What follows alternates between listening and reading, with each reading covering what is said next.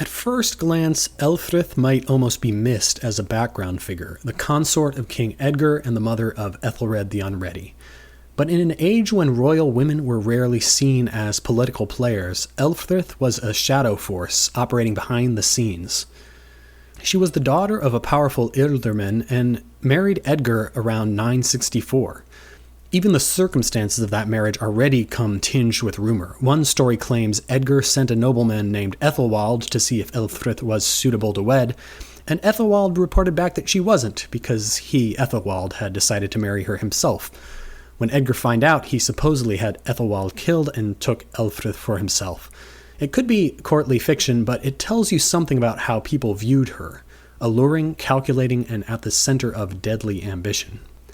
She became the first English queen to be formally crowned and anointed, a ceremonial shift that reflected her elevated status and may have helped to create her own impression of herself, not merely a king's wife, but the mother of future kings.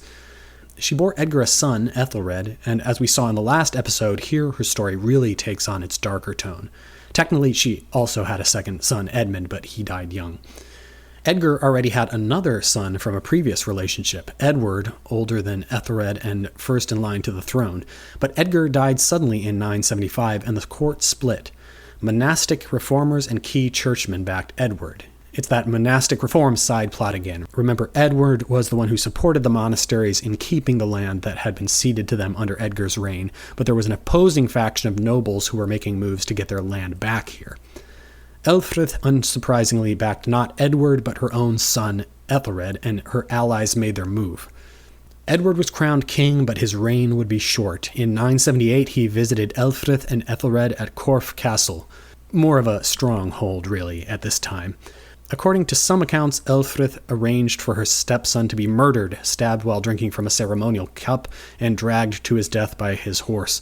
Ethelred became king, and Ælfthryth a sort of queen mother.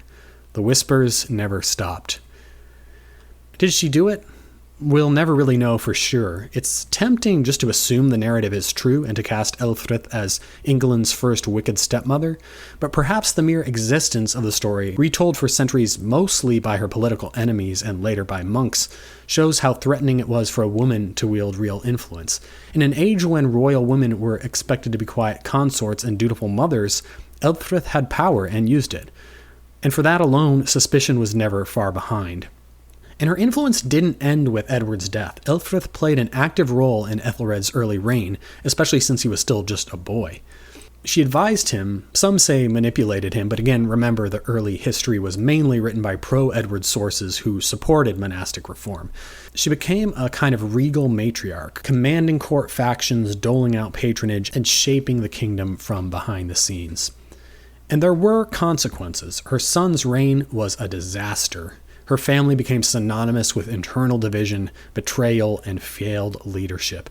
Even her legacy as the first crowned queen was overshadowed by the rumors of regicide and ruthless ambition. She was a queen, yes, but also a widow in a vicious court and a mother to a child with a contested claim. In such a world, loyalty was fragile and justice rarely protected the weak. A more passive woman might have watched her son be forgotten, or worse. But Ælfthryth wasn't passive. She fought for her son, and she may have gone too far.